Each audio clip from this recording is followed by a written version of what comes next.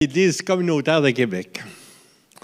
Nous sommes très heureux de vous accueillir ce matin, ainsi que nos visiteurs et visiteuses.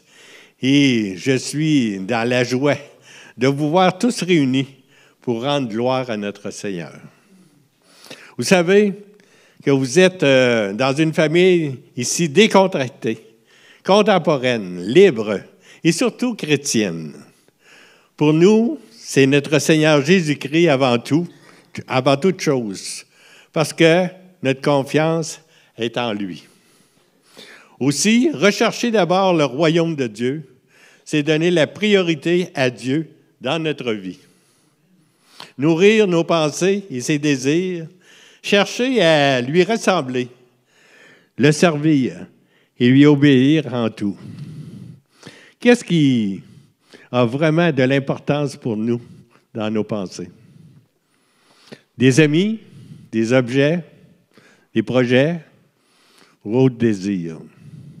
Beaucoup de choses sont en concurrence pour occuper le premier rang, n'est-ce pas? Et elles risquent bien d'y parvenir si nous ne prenons pas la ferme décision d'accorder la première place au Seigneur dans tous les domaines de notre vie. Mon nom est Michel. Je vous encourage à suivre la volonté du Christ, parce que c'est notre force puis notre espérance. La louange et l'adoration de ce matin est animée par Sylvie et André, puis peut-être Christine. Vous savez que c'est essentiel pour les croyants, car elles sont un commandement divin.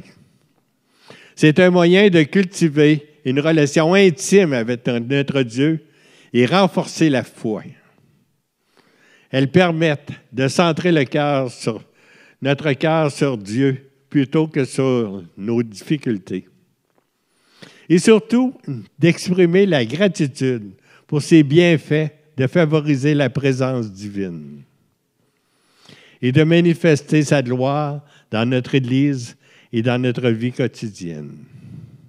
Ce matin, nous commençons une nouvelle série sur le thème « Découvrir les principes bibliques pour expérimenter le plan de Dieu dans nos finances et pouvoir vivre de la générosité du Père. » Nous allons avoir le sermon sur le thème dans nos prochaines semaines. 6 sermons. 6 sermons dans nos prochaines. Bien, c'est ça qu'ils m'ont dit de dire parce que je voulais avoir la réaction. Aujourd'hui, le titre, c'est « Le cœur de la générosité ». Le verset clé, c'est Matthieu, dans chapitre 6, le verset 31 à 33. Ne vous inquiétez donc point et ne dites pas que mangerions-nous, que boirions-nous, de quoi serons-nous vêtus? Car toutes ces choses, ce sont les païens qui les recherchent. Votre Père céleste sait que vous en avez besoin. Cherchez premièrement le royaume et la justice de Dieu, et toutes ces choses vous seront données par-dessus. Notre Père, qui es aux cieux, que ton règne vienne, que ta volonté soit faite sur la terre comme au ciel. Aide-moi à chercher d'abord ton royaume et ta justice, à faire de toi ma priorité absolue au milieu de mes soucis et de mes besoins. Donne-moi de placer ma confiance en toi. Sache que tu sais ce dont j'ai besoin et que tu prends soin de moi. Lorsque je te mets en premier dans ma vie, que ta justice et ta paix remplissent mon cœur et notre Église et toutes nos familles. J'ai été prié au nom de Jésus, ton Fils, et pour ta gloire, Père. Amen. Amen. Être comme Jésus. Être comme Jésus, c'est bien là. Tout mon désir. Être comme Jésus. Être comme Jésus. Son manteau me recouvrir. Être avec Jésus. Être avec Jésus. Mon cœur au rythme du sien. Être avec Jésus. Être avec Jésus. Embrasser du feu divin. Jésus, je t'aime. Jésus, je t'aime. Mon Seigneur, mon Rédempteur. Jésus, je t'aime. Jésus, je t'aime. En toi seul est mon bonheur. Être avec Jésus. Être avec Jésus. Mon cœur au rythme du sien. Être avec Jésus. Être avec Jésus. Embrasser du feu divin. Embrasser Du feu divin. Je sais pas si... quand vous regardez la vie de Jésus, il était riche, Jésus. Amen? Il était le Fils de Dieu. Il était riche. Et pourtant, son ministère a été soutenu par un groupe de femmes. Vous voyez ça dans Luc chapitre 8. Et c'est spécial, n'est-ce pas? Quand on y pense comme il faut, pensez-y. Jésus est capable de multiplier 5 pains, nourrir une foule, et pourtant, il a décidé de dépendre sur les dons de quelques femmes qui avaient de l'argent, là, c'est sûr, pour soutenir son ministère. Wow! Et Dieu a dit de l'Église, du ministère de l'Église, que également nous allons dépendre sur les dons des membres de l'Église. Et on commence une série sur le secret de la générosité.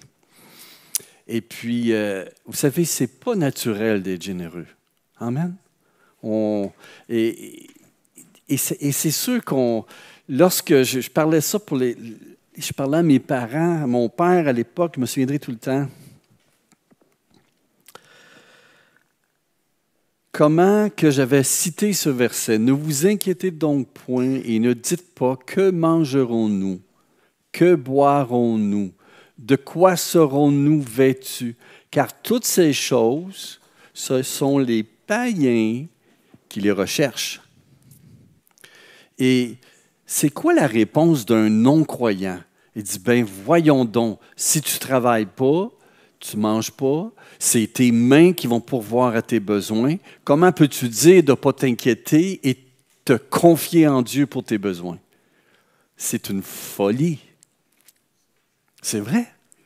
C'est la mentalité du monde, c'est pas comme cela. Et en tant que croyant, bien, on apprend à dépendre. Quand je disais ça à mon père, il ne comprenait pas. À l'époque, il ne comprenait pas. Mais c'est parce qu'il a arrêté son verset. Il a arrêté là. Ce sont ces choses que les païens recherchent. Votre Père céleste sait que vous en avez besoin. Jésus dit, cherchez premièrement le royaume et la justice de Dieu, et toutes ces choses vous seront données par-dessus. Et ça demande la foi. De se confier en Dieu, ça demande la foi. Avez-vous réalisé, ça demande de la foi de se confier en Dieu. Ça demandait de la foi à une nation de 600 000 personnes d'aller dans le désert, le chemin le plus long pour aller à Canaan, et de vivre en dépendance sur Dieu. Et Dieu donnait la manne. Tout le long de leur chemin. Ça dit même que leur vêtement pendant 40 ans ne s'est pas usé. Et quand ils sont arrivés à Canaan, Dieu a dit, je vous donne le pays, un pays où coule le lait et le miel, donc l'agriculture, mais ce pays-là dépend de la pluie que le ciel enverrait, la manière que c'était fait, ce pays d'Israël. Mais ils ont dépendu sur Dieu. Et ça dit, lorsqu'ils sont entrés en Canaan, la manne, elle a cessé. Voyez-vous? Et Dieu prend soin. Mais suivre le chemin de Dieu, une vie de disciple, c'est suivre un chemin de foi. C'est par la foi. Et la vision du royaume de Dieu doit être intégrée dans notre vie. Tu sais, des fois, je passe une autre parenthèse, là.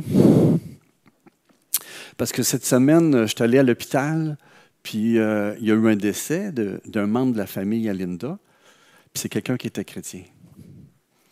Et puis, ça m'a rendu triste. Puis, je vais vous confesser, des fois, j'ai des peurs, des craintes de la mort. Mais pas de ne pas aller avec Jésus, mais une certaine crainte, puis un attristement pour ceux qui sont là, la famille, qu'on voudrait toujours être là. Puis c'est drôle, cette semaine, bien, Seigneur, je pense qu'il a fait de quoi dans ma vie.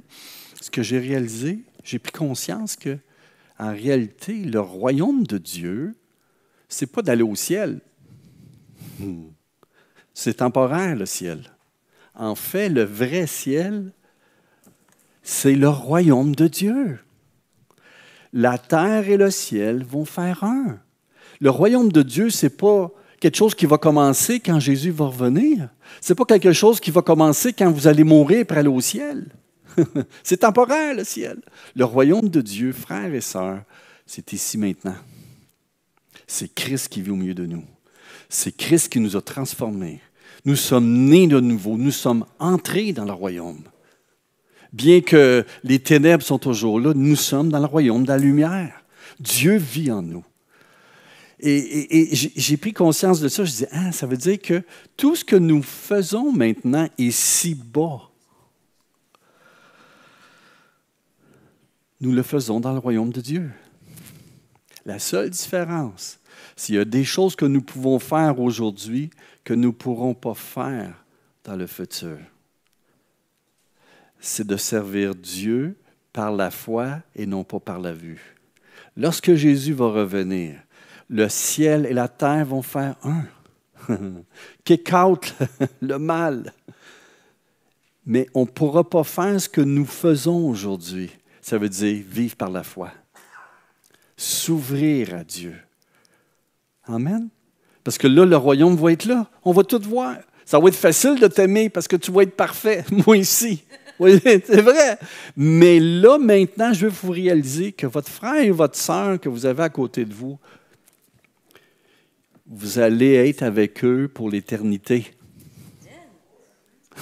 Avez-vous réalisé ça? Vous allez être avec eux pour l'éternité.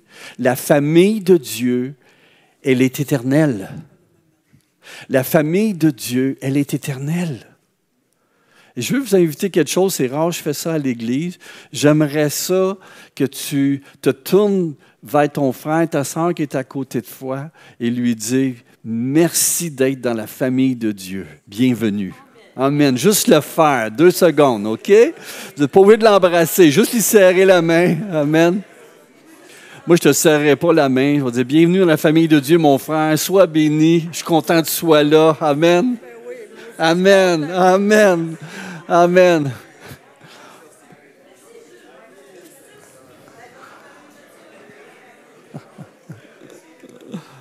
Alléluia.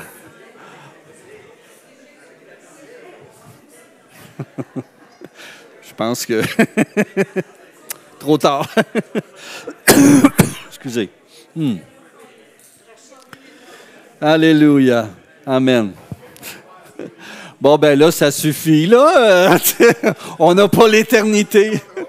J'ai perdu le contrôle complètement. C'est bon, perdre le contrôle. Alléluia. Amen. Amen. Alléluia.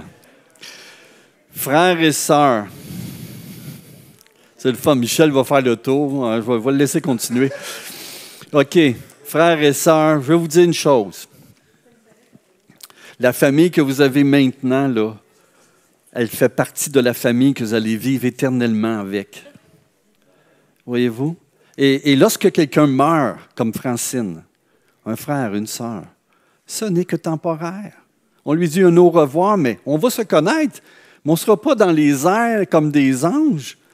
Le ciel et la terre vont faire un. Présentement, elle est avec le Seigneur. Mais le plan ne s'est pas complètement réalisé encore.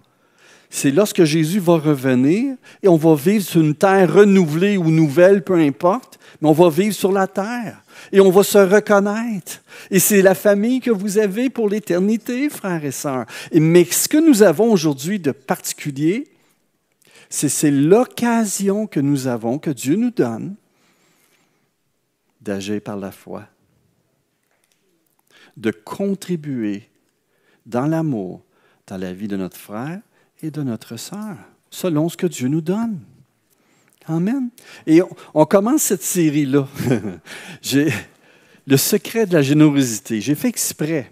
J'ai écrit « Découvrir les principes bibliques pour expérimenter le plan de Dieu dans mes finances. » Frères et sœurs, c'est beaucoup plus que des finances. C'est beaucoup plus que ça. En fait, Dieu veut bénir notre vie. Mais ça dit également d'apprendre à vivre de la générosité du Père.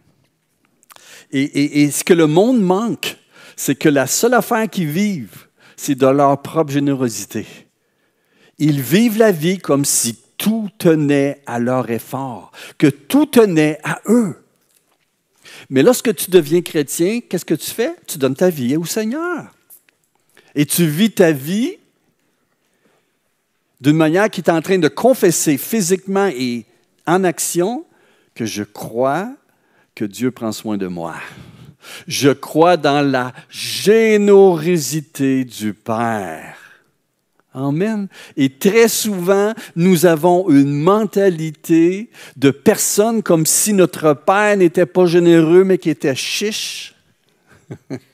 Un séraphin. Et des fois, c'est comme ça. On a l'impression que nos vies reflètent ça. Un papa, c'est comme un séraphin. Il garde un écureuil qui en garde plus pour être sûr d'en avoir assez. Alors que Dieu nous appelle une vie de liberté. Amen. Et ma prière, c'est que Dieu puisse vous délivrer, nous délivrer, il y a 4 doigts qui pointent vers moi, nous délivrer du pouvoir du Dieu de ce monde, Mammon. Il nous fait des promesses, mais il nous rend esclaves. Alors que Dieu, vivre du royaume de Dieu, c'est une vie de liberté, une vie de paix. C'est pas une vie où ce que tu contrôles tout, c'est une vie où ce que tu apprends à dépendre de Dieu dans ta vie. dans les bons et les mauvais jours. Amen. Et moi, c'est ça que j'aspire. Amen. Et j'espère que durant ma prière durant cette série, c'est que le Seigneur, vous puissiez vraiment vous confier au Seigneur. Vous savez, quelqu'un a dit, il a fait une illustration. Dans notre vie de disciple, lorsqu'on se fait baptiser d'eau, on s'engage, on s'unit à Christ et on croit que Jésus est mort pour nos péchés, qu'il est ressuscité, qu'il nous donne une nouvelle vie et que dorénavant, nous allons suivre Jésus comme notre maître et Seigneur, notre Sauveur, mais notre maître et Seigneur. On va se confier complètement, 100% à lui. Mais quelqu'un a dit ceci, j'ai aimé ça, cette illustration-là. Lorsqu'on baptise, on a eu 8 baptêmes d'eau cet été. Puis à ce que je cherche, il n'y avait pas de main dans les airs quand on les a baptisés. Mais on dirait que des gens sont baptisés, mais ils ont comme une main dans les airs. Savez-vous c'est quoi qu'il y a dans la main? C'est le portefeuille. Ils n'ont pas baptisé leur portefeuille dans l'eau du baptême. Mort à ma vie pour vivre pour Christ. Mais ça, c'est comme, ça on le tient là. Pourquoi? Parce que Mammon nous lie. Et lorsqu'on baptise, comme quand on est baptisé d'eau, on reconnaît qu'on est mort en Christ, que dorénavant, on s'identifie à la résurrection de Christ et qu'il vit en nous, et que dorénavant, notre vie, ça sera de revêtir le caractère de Christ, la foi de Christ, la fidélité de Christ, l'amour de Christ dans notre vie. Mais on sait très bien, frères et sœurs, c'est un processus. Ce n'est pas quelque chose qui se fait instantanément. Oui, je suis né de nouveau instantanément. Mais la transformation, par exemple, où ce que je suis appelé à ressembler à Jésus, c'est un processus, c'est un cheminement avec Dieu. Et Dieu me transforme à mesure que j'avance dans ma relation avec Dieu. Et dans le domaine de la libéralité, c'est la même chose. On baptise le portefeuille aussi, mais ça prend du temps à être transformé. Amen. Et ma prière, c'est que vraiment vous puissiez être transformés dans ce domaine-là. Et on va regarder 6 sujets à travers cette série. On va regarder aujourd'hui le cœur de la générosité. C'est quoi? C'est apprendre à servir un Dieu généreux. Et je prie que ce matin, vous puissiez prendre cette décision de servir un Dieu généreux. On va regarder ensuite les mythes de la générosité. Comment est-ce qu'il y a de fausses croyances concernant la générosité? On va regarder ça ensemble. On va regarder également comment surmonter notre désir d'acquérir des choses. Se libérer du matérialisme. Ensuite, on va regarder comment se libérer de ses dettes grâce à la générosité. Gérer sa carte de crédit. Amen. On va regarder également comment honorer Dieu avec mon argent en mettant Dieu en premier. Et ensuite, on va regarder comment planifier notre avenir dans le domaine financier, mais surtout notre avenir éternel. Amen. Alléluia. Donc, on embarque là-dedans ce matin. OK. Saviez-vous que la manière dont nous gérons nos biens et nos possessions, notre argent démontre beaucoup sur la qualité de notre foi et notre maturité chrétienne. C'est drôle, hein? Regardez comment vous gérez votre argent, votre carte de crédit, vos ressources, va démontrer est-ce que tu as la foi ou tu n'as pas la foi, ou ta foi est petite. Mais probablement, notre foi, des fois, est souvent petite. Je vais le confesser, elle est petite, notre foi. Mais Dieu veut faire grandir notre foi. Si oui ou non, nous grandissons dans notre relation avec le Père et notre dépendance envers lui, où on agit comme le monde, on dépend juste sur nos forces. Amen. C'est comme un thermomètre. Quand je veux voir si je fais de la fièvre, je mets un thermomètre et je regarde. Bon, j'ai 103. OK, je fais un petit peu de fièvre. Hein? Bien, les finances dans ta vie, ouch, des fois ça fait ça. Vous pouvez dire ouch si ce n'est pas amen. OK? La manière dont vous gérez vos finances, selon les standards de Dieu, c'est comme un thermomètre dans votre vie. C'est un des thermomètres, disons. Pas le seul. Mais comment est votre foi dans ce domaine-là de votre vie? Amen. Est-ce que vous dépendez sur la générosité du Père? Et l'objectif, c'est vraiment de vous aider à grandir à travers votre vie de disciple. C'est vraiment l'objectif. Vous libérer de l'esclavage de Mammon.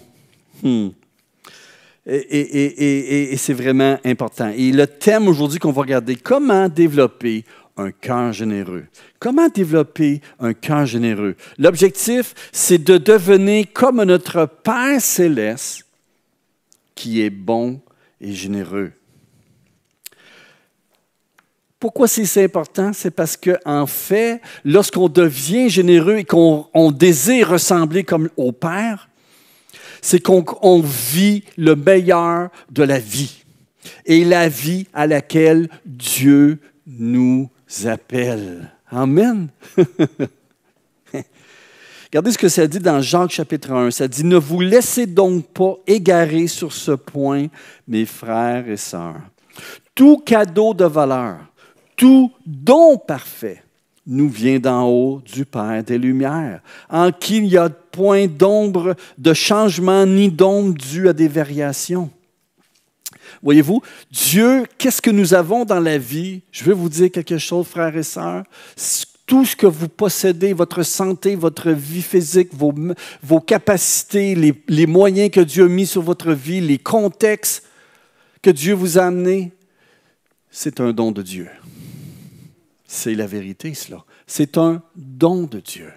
Amen. Même pas du gouvernement. C'est un don de Dieu. Merci Seigneur pour le gouvernement, ça en prend. Et gloire à Dieu pour cela. Mais c'est de Dieu. Amen. Dieu, le salut, qu'est-ce que ça dit le salut? Car Dieu a tant aimé le monde qu'il a donné. Et le Seigneur, il veut qu'on fasse quoi, nous? La même chose. Si Dieu, c'est dans son caractère de nous aimer et de donner, bien, je veux vous dire quelque chose. Le Seigneur veut nous faire grandir de personnes égocentriques à des personnes altruistes, centrées sur le Christ. Comme lui, nous aussi qu'on aime et qu'on donne. La générosité, c'est pas quelque chose, c'est comme un choix multiple. Bon, je prends ça dans un menu, ça, j'aime ça, j'en veux pas de tout ça. Je veux de la pizza, je veux du spaghetti. Ah non, je veux pas du pâté chinois. Bon, OK. Tu fais un choix multiple au restaurant, là. Mais la générosité, c'est pas un choix multiple. C'est une caractéristique de Dieu. C'est une caractéristique que Dieu veut mettre dans notre vie, veut nous transformer en des personnes généreuses. Il veut qu'on ouvre les yeux vers lui et qu'on reflète cela vers les autres. Amen. Je n'ai pas dit Père Noël. Amen. Mais comme le Père généreux, un Père généreux. Et qu'est-ce qui fait plus plaisir à un Père généreux? C'est de voir ses fils et ses filles devenir des fils et des filles généreuses de leur temps, généreuses de leur vie. Qu'est-ce que Dieu leur donne? Ils sont généreux. Amen. Il veut transformer notre vie. Alléluia. Et vous savez, l'histoire dans tout cela, c'est qu'en fait, la manière que nous gérons nos ressources, puis j'en reviens avec l'argent, les ressources, les finances que nous avons, il y a deux façons de le gérer. Il y a la manière du monde, et il y a la manière de Dieu. Mais qu'est-ce que ton règne vienne? C'est différent du règne du monde. Ce n'est pas les valeurs du monde. C'est les valeurs du royaume que Dieu veut qu'on insère dans notre vie, ici, maintenant. Pas juste dans l'éternité, quand on va être au ciel. Je vous l'ai dit tantôt, le ciel, c'est temporaire. Le ciel et la terre vont faire un. Le royaume de Dieu, c'est ici, frères et sœurs. Et un jour, ça va être soit une terre renouvelée ou une nouvelle terre. Mais c'est ça que la Bible dit. Moi, je ne veux pas la moitié des promesses de Dieu, je veux toutes. Je ne veux pas être les miettes, je veux le pain en entier. Amen. Alléluia. Donc, il y a deux chemins à faire. Et je veux vous inviter ce matin, on va regarder 5 échanges que Dieu veut vous donner. OK? Premièrement, échanger la vie à point fermé avec une main ouverte. On va lire le passage, OK? Si l'un de tes compatriotes, c'est Dieu qui parle à Deutéronome aux Juifs à l'époque avant d'entrer à Canaan. Si un de tes compatriotes, tes frères et sœurs, tombe dans la pauvreté, dans le pays de l'Éternel, ton Dieu te donne, tu ne lui fermeras pas ton cœur et tu ne lui refuseras pas ton aide. Au contraire, tu lui ouvriras la main toute grande et tu lui prêteras suffisamment selon ses besoins. Plus loin, ça dit, c'est pour cela que l'Éternel, ton Dieu, te bénira dans tout ce que tu feras et dans tout ce que tu entreprendras. Alléluia. Amen. Je vais prendre un petit quelque chose dans l'offrande. Il y a toujours excusez. Ah, j'aime ça, un 2 piastres. Il y a de l'or. Couleur rare. Vivre la vie à point fermé, c'est comme cela. Le point fermé. Toutes tes ressources, tu les as et tu les tiens parce que ta vie dépend de cela. Mais faites ça pendant 1 heure, 2 heures. C'est fatigant. Faites-les. Prenez votre main comme ça, puis fermez votre main. Faites-le, allez-y. Hey. allez-y, allez voir. Tenez votre main, puis serrez, là. Serrez. OK. c'est dur de maintenir ça serré. C'est beaucoup plus facile de la vivre ouverte. OK, lui a tient confirmé. Okay. C'est bon, mais tu peux l'ouvrir, là. OK, c'est beau. Amen. La tenir la main fermée ou la main ouverte? Qu'est-ce que ça dit? La main ouverte à Dieu, là, ce que je veux dire, c'est que quand tu la tiens fermée, là, c'est que tu es en train t'es plus ouvert, là. Ce que j'ai, je le tiens. C'est moi qui le gère, puis c'est ma vie, c'est ma ressource. Et je dépends de cela. Mais c'est pesant à la longue. Mais si tu apprends à ouvrir la main et dire, Seigneur, prends tout ce que j'ai, qu'est-ce que ça fait? Bien, Dieu peut te donner la générosité du Père. Comprenez-vous? Vous vivez de la générosité du Père. Mais quand tu as la poing fermée, es-tu apte à recevoir quelque chose? Non. Tu vis de ce que tu as. Et c'est dur, la vie. Et tu as besoin de ramasser pour le futur. Tu ne donnes pas aux autres parce que ta vie dépend de cela. Mais quand tu as la main ouverte, tu dépends. Tu te laisses à Dieu et tu dépends de Dieu. Mais tu es apte à recevoir de Dieu. Quand tu as la main fermée, peux-tu recevoir quelque chose? Même si je voudrais te donner quelque chose, tu ne peux pas le recevoir. Il faut t'ouvrir la main. Voyez-vous? Et Dieu nous appelle en tant que chrétiens à vivre la main ouverte. Parce que quand on a la main ouverte, on est libre de donner. On est libre de gérer notre vie selon ses priorités dans notre vie. Mais on est libre également de recevoir de lui. Amen. Et je vais vous dire une affaire, c'est bien mieux la vie, la main ouverte. Toutes les fois que j'ouvre la main et que je fais ce pas de foi dans ma vie, chaque jour, dans des épreuves, dans les bons temps, les mauvais temps, c'est beaucoup mieux vivre la vie, la main ouverte. Pourquoi? Parce que tu ne regardes plus à toi, tu regardes au Père. Le Père qui prend soin de toi. Et on a un Père qui est fier de prendre soin de nous. Amen? Alléluia.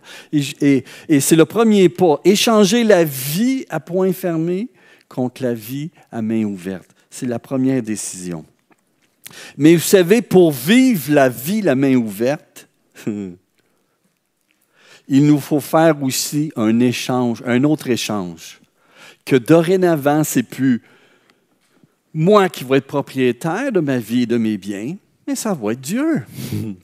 Moi, je vais être un intendant des biens que Dieu me donne.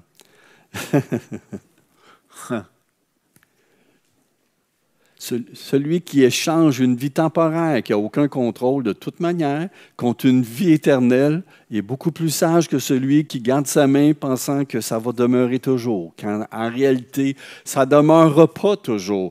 Tu es nu. Tu sais, il y a une parole Job, je suis venu nu, je vais finir nu. Comprends-tu? C'est temporaire, la vie, comme on la connaît aujourd'hui. Mais c'est temporaire, mais on est appelé à vivre comme intendant de Dieu. Donc, vis ta vie comme dépendre sur Dieu. Non, et deviens l'intendant et non pas le propriétaire. Voici ce que ça dit. Très bien, lui dit son maître, tu es un bon serviteur en qui on peut avoir confiance. Tu t'es montré fidèle en peu de choses. Ce que tu possèdes, ta vie, le peu de temps que tu as sur la terre. Tu t'es montré fidèle à Dieu. C'est pourquoi je t'en confierai de plus importantes. Viens partager la joie de ton maître. Vous savez, cet exemple de la manne dans le désert, OK? La manne dans le désert, c'est qu'à tous les jours, il y avait de la manne. Et Dieu voulait que le peuple apprenne à se confier en Dieu une journée à la fois. Donne-nous aujourd'hui notre pain de ce jour. Mais à chaque jour, apprendre à dépendre. Et qu'est-ce qui arrivait? C'est qu'il y en avait qui avaient de la misère à croire dans la bonté de Dieu. C'est dur à croire que c'était comme ça, mais c'était comme ça. Pourtant, ils voyaient bien que ça venait du ciel, la manne. Mais ils en prenaient tellement de la manne qu'ils en gardaient plus pour le lendemain au cas où. Et qu'est-ce qui arrivait avec la manne qu'ils avaient gardée? Les vers se sont mis dedans. Dieu a dit, non, tu vas apprendre à dépendre de moi. C'est spécial, hein? Et ça dit que le jour, et celui qui en avait plus, il en donnait à l'autre qui en avait pas assez pour sa famille, il n'avait pas eu le temps d'en ramasser assez. Et ça dit que tout le monde était rassasié. Celui qui en avait plus, il en avait un surplus, qui donnait au voisin, que lui, il en avait pas assez ramassé pour sa famille, puis il en avait assez pour nourrir sa famille. Voyez-vous? Et je trouve que c'est une très belle image de dépendre sur Dieu. La seule journée que la manne n'appourrissait pas, c'était le jour du sabbat. Il a ramassé assez pour 2 jours, mais ça ne pourrissait pas. Il n'y avait pas des vers. Parce que le sabbat, il ne sortait pas le sabbat, le 7e jour. Encore un test de foi. Mais vous savez, ça ne veut pas dire parce qu'on partage avec les autres qu'il faut partager de ce qu'on a besoin. Dieu nous donne ce qu'on a besoin. On le prend, notre surplus, on le donne aux autres pour aider l'œuvre de Dieu, etc. On le gère. Mais le point, c'est que des fois, les gens disent « Ah, ben c'est ça. Si je viens à l'Église, vous pratiquez la générosité, bien, il va y avoir, vous savez, des tout croches qui vont venir, puis ils vont avoir des motifs de voir abuser de nous. » Il y en a qui ont déjà vu le film avec David Carey. Comment il s'appelle? Je pense que c'est Yes, hein? Yes Man, quelque chose de même. C'est que il fallait qu'il dise oui à la vie. C'est quelqu'un qui était très centré sur lui. Il avait toujours des peurs, puis il ne prenait pas des risques dans sa vie. Mais il dit, dans cette conférence-là, c'est la pensée positive, là. Puis là, il disait, faut dire oui à tout ce qui t'arrive dans la vie. Dis oui. Mais lui, il a pris ça littéral, là, fait que quelqu'un, il dit, donne-moi ton argent. Il donnait son argent. C'est parce qu'il voulait le mettre en pratique. Ah, il a vécu toutes sortes d'expériences. Mais il y avait un qui... Il y en avait un qui restait là à ces conférences-là. C'était quelqu'un qui mendiait. Puis, qu'est-ce qu'il faisait? Il attendait ces conférences-là, que le monde sortait de la conférence. Puis là, il leur demandait les clés du char, il demandait l'argent, il demandait le compte de lui. Voyez-vous? Mais écoutez, c'est pas parce qu'on dit oui à la générosité de Dieu que quelqu'un va arriver dans le parking puis il va te demander, donnez-nous votre argent.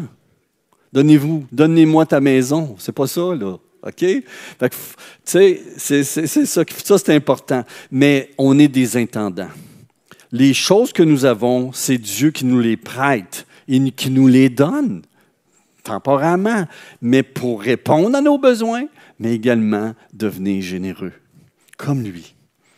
Et une autre décision qu'il faut prendre si on veut vivre la générosité du Père, c'est d'échanger la dette contre la discipline. OK? Il faut prendre une décision. Regardez ce que ça dit. Le méchant emprunte, mais il ne rend pas. Le juste a pitié, il est généreux. Les projets, Proverbe 21:5, les projets de l'homme diligent ne mènent qu'à l'abondance, mais celui qui agit avec précipitation n'arrive qu'à la disette. Dire oui à Dieu, c'est aussi prendre une décision. Et moi, je veux vous amener à vous engager ce matin. Fini les dettes. Fini de s'engager dans des dettes. Et c'est vous, OK? Le méchant emprunte. Souvent, lorsque la société nous met ça facile, la carte de crédit, nous met ça facile, elle jette sur des mois, elle nous rend ça facile. Mais lorsqu'on s'engage dans une dette, on devient esclave de la dette. Voyez-vous? Et ce n'est pas la volonté du Père. Le monde nous vend le crédit. Le problème, c'est que ça devient un piège. Et vous savez, personnellement, je n'ai pas toujours été un exemple. La carte de crédit, je l'ai utilisée. Et j'ai monté un bon crédit. Et le problème qu'il y a avec ça, c'est que tu finis par payer des intérêts. Et les intérêts, des fois, tu n'arrives même pas à descendre ta dette parce que tu as trop d'intérêts. Amen. Le principe, c'est simple. Merci Seigneur qui m'a libéré, mais il a fallu que j'apprenne. Ça fait mal. OK? Ça fait mal quand tu as une dette puis tu dois rembourser. Ah, c'est tough. Tu dois te serrer la ceinture. Et tu dois dire non à la dette. Tu dois dire non aux achats à crédit. Je sais pas, je dirais même les financiers de ce monde vont te dire que 2 achats peut-être peuvent prendre au crédit. L'hypothèque d'une maison, c'est un investissement. OK. Un char, OK, mais tu es obligé d'avoir la Cadillac? Pas sûr. Comprends-tu? Ça, c'est une dépense, l'auto. Mais le plus possible que vous dites non au crédit, le mieux vous allez être libre. Amen. Et vous apprenez à dépendre du Père. Seigneur, si tu veux, je l'aie, ça. Ben, tu vas pourvoir. Si tu ne veux pas, ben, tu ne pourvoiras pas. J'apprends à dépendre du Père. Il faut échanger la dette comme une vie de discipline. Voyez-vous? Et c'est vraiment un piège. Et les vendeurs, ils vont nous forcer des fois à acheter. Bien, de manipuler. J'aime pas dire forcer, là, c'est peut-être pas le bon mot. Manipuler. C'est à crédit. Le premier versement, tu n'as même pas besoin de le payer. C'est un mirage. Et là, tu vas payer tant par mois. Hey, tu vas pouvoir avoir la belle laveuse, la belle sécheuse neuve, grosse qualité, pas cher. Puis, temps spécial, dépêche-toi, il reste 2 jours. OK, quand quelqu'un vous presse, moi, j'ai comme pour principe, tu me presses, no way, j'embarque pas. Parce que si c'est la volonté de Dieu, Dieu va me laisser le temps de réfléchir. Amen.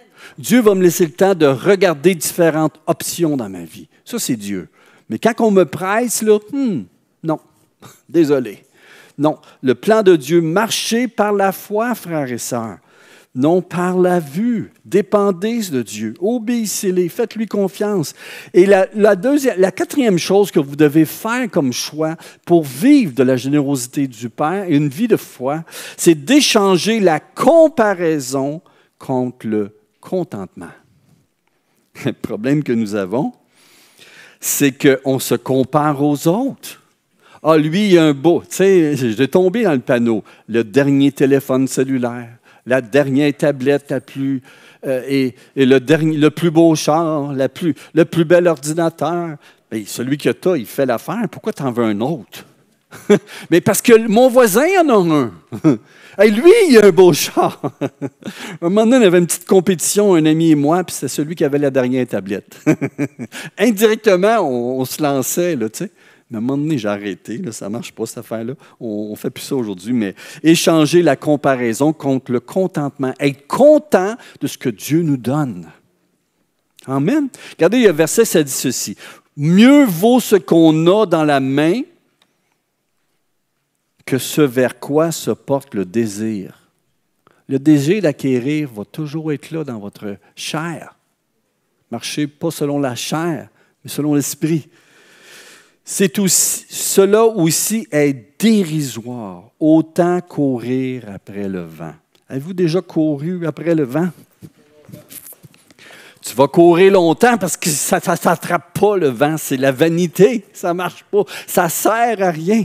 Ça ne vous rendra pas plus heureux. Plus que vous possédez, ça ne vous rendra pas plus heureux. Il n'y a rien que le Seigneur qui vous rend heureux. Mais regardez ce que ça dit. Paul il dit ceci. Ce n'est pas le besoin qui me fait parler ainsi. Paul aux Philippiens. Car j'ai appris en toutes circonstances à être content avec ce que j'ai. On va le lire ensemble. Je ne sais pas, peut-être que c'est trop petit pour vous autres. J'ai appris en toutes circonstances. Dites-le. J'ai appris en toutes circonstances. À être content avec ce que j'ai. Amen. Alléluia. Répétez-vous ça cette semaine. Je sais vivre dans le dénuement. Je sais aussi vivre dans l'abondance. C'est le secret que j'ai appris. M'accommoder à toutes les situations et toutes les circonstances, que je sois rassasié ou que j'ai faim, que je connaisse l'abondance ou que je sois dans le besoin.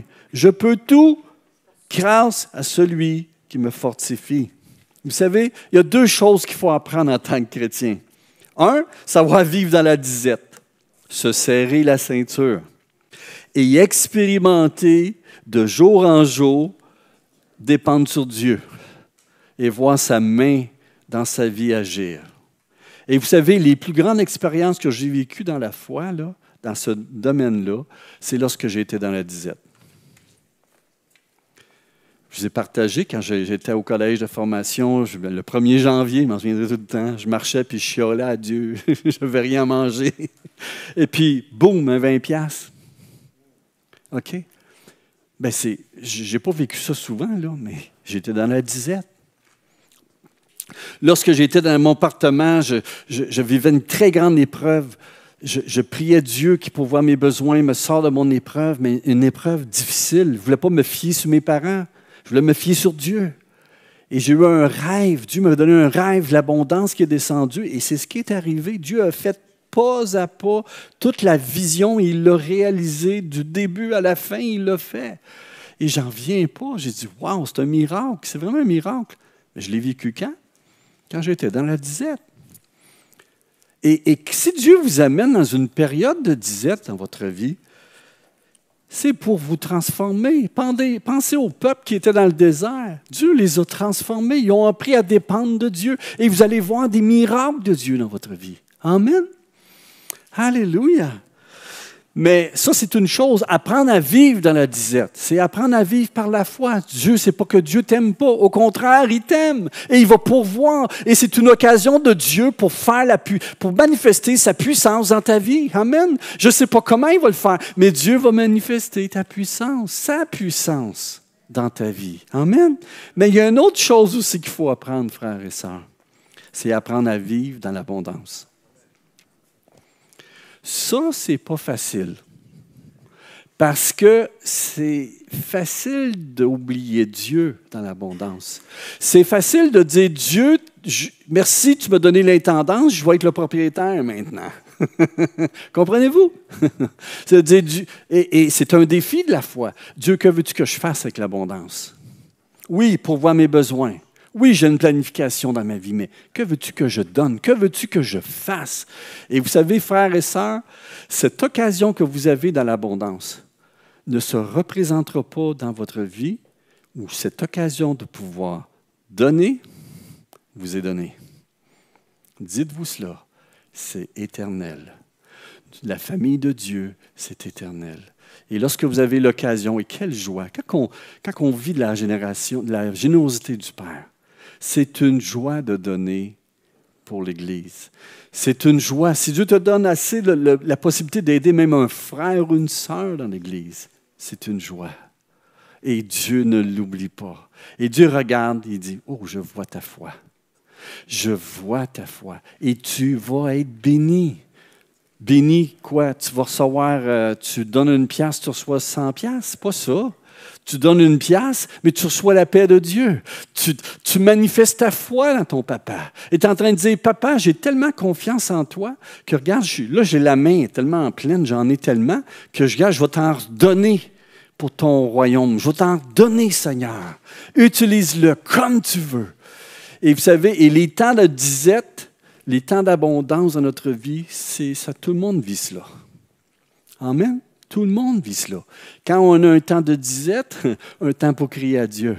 Un temps d'abondance, c'est un temps aussi pour crier à Dieu, mais donne-moi la sagesse. Comme Joseph en Égypte, qui a gardé 1/5 de l'abondance dans des greniers parce qu'il savait, il avait eu la révélation de Dieu qu'il y aurait une disette dans le pays. Mais il obéit à Dieu. C'était pas pour lui, c'était pour le royaume de Dieu, voyez-vous? Et ça, c'est important. Échanger la comparaison contre le contentement. Contentement dans la disette, contentement dans l'abondance, sachant que c'est Dieu qui est mon roi. Ne pas tomber dans les achats sans compter. Parce que ça, quand tu as l'argent, là, c'est facile d'acheter. C'est facile de donner. On peut donner, puis pas être dans le plan de Dieu. Tu donnes dans n'importe quoi. Tu ne cherches pas la face de Dieu. Qu'est-ce que Dieu, tu veux que je fasse avec mon argent? Voyez-vous? Il faut chercher la volonté de Dieu. Fait que les tentations d'être dans la disette ou dans l'abondance, on va être tenté dans les deux situations dans notre vie. Et Dieu nous appelle à le servir. Amen. Et pensez à ceux qui gagnent des millions. Savez-vous, remarquez, il y a quelque chose qui est vrai dans la société. Vous savez, les millionnaires qui gagnent 1 million d'un jour quand ils achètent un billet à 10$ à la loterie. Mais savez-vous que ces gens-là, après quelques temps, se retrouvent dans des dettes? Ils ont gagné 1 million. Ce qui arrive, c'est qu'ils achètent plein d'affaires, mais ils ne prévoient pas comment tu vas les gérer après. Ils achètent la grosse maison, mais il n'y a pas le revenu pour payer les taxes. Voyez-vous? Donc, c'est toutes des choses, des fois, qu'on s'encombre. Fait que, tu sais, tu as 1 million dans ta... Y en a-tu quelqu'un qui a 1 million ici? On va le checker. OK. Mais, tu sais, c'est que... Oui. Ah, toi, tu lèves ta main? Oui. Ah, c'est une question. OK, excuse. Amen. On a plus qu'un million. Ah, merci mon frère. Tu me reprends. Alléluia. On a plus qu'1 million, on a le Seigneur. C'est beaucoup plus qu'1 million. Mais ce que je veux vous encourager, vivez un style de vie qui sert Jésus. Avec qu'est-ce que vous avez? Vivez un style de vie comme Jésus. C'est vrai que tu peux avoir une Cadillac. J'aimerais ça, là, mais... Ou, tu sais, moi, j'avais cette image-là du gars avec le char, avec le convertible, puis une grosse Corvette, là, le Rolls-Royce. Rolls-Royce, c'est ça? Là, tu te promènes avec une paille, avec mon verre de jus d'orange, puis la musique, c'est mon histoire, puis avec des arbres sur le côté, puis je me promène. Alléluia, je suis tout seul sur la route. Tu sais. C'est ça la vie chrétienne? Non. Amen. Non, c'est pas ça. C'est servir, adopter un style de vie qui reflète votre consécration au Seigneur. Jésus, là, il n'était pas riche. Désolé pour ceux qui prêchent la prospérité, l'Évangile. Non, Jésus n'était pas riche. J'en reviens pas des fois des enseignements. Ah, Jésus, il avait une tunique d'une couture, il était riche. Ben voyons donc, Jésus vivait, dépendait des femmes qui pourvoyaient à ses besoins. Pierre, il avait une maison, il était pêcheur, OK, de métier. Il y avait une entreprise, une PME, c'est ça, petite moyenne entreprise. Il y avait une entreprise, il y avait des employés. Il a quitté son entreprise pour devenir un apôtre, mais il n'a pas vendu sa maison, là, parce que Jésus venait habiter dans sa maison. Il prêchait de sa maison. Le Seigneur ne veut pas nécessairement qu'on donne tout, là, parce qu'il y a des choses qui servent pour son royaume, puis les choses qu'il nous a données pour répondre à nos besoins. Mais il a adopté un style de vie qui va avec l'appel qu'il avait de Dieu dans sa vie. Et c'est ça que je vous demande, frères et sœurs, lorsque Dieu vous amène dans une période d'abondance, ne perdez pas le nord. Ne devenez pas comme des poules sans tête. Amen. Ne devenons pas. Ça serait moi aussi. J'aimerais ça devenir millionnaire, mais c'est vraiment important? Non. Bon, pas vraiment. C'est pourvoir à mes besoins. Comme Paul, pourvoir à mes besoins, puis le reste, je le donne pour le Seigneur. Amen. Mais l'important, c'est servir Dieu. Amen. Ne devenons pas des poules sans tête, mais servons le Seigneur. Amen. Adoptons un style de vie qui va avec notre appel, sachant qu'on va être un témoignage pour les gens autour de nous. Amen. Et la dernière chose en concluant, échanger une perspective actuelle, présente, pour une perspective éternelle. Le royaume de Dieu, il est éternel. Qu'est-ce qui est le plus grand trésor sur cette terre? C'est le royaume de Dieu.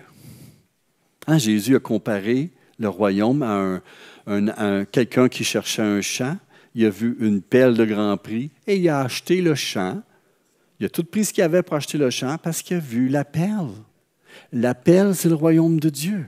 Dieu nous appelle à donner notre vie, tout ce que nous possédons, pour ce royaume. C'est ça la chose la plus importante et qui est éternelle. Et c'est réel.